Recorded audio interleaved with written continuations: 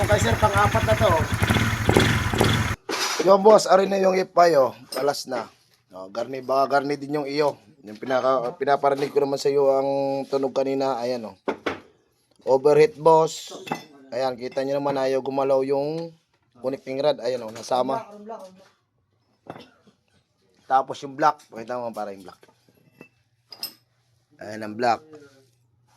Ayan, overheat din. Ayan o, ubos.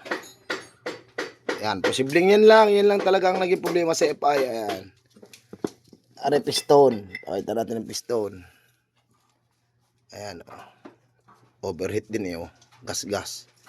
Ganyan lang, yan lang ang kadalasang tunog na kalampag sa FI mga boss. Yun lang talaga. Baka katulad ng iyong yan, garni din, di may tutuusin ko kung magkano mga gastos at di yun lang din ang pag-ipunan mo para sigurado.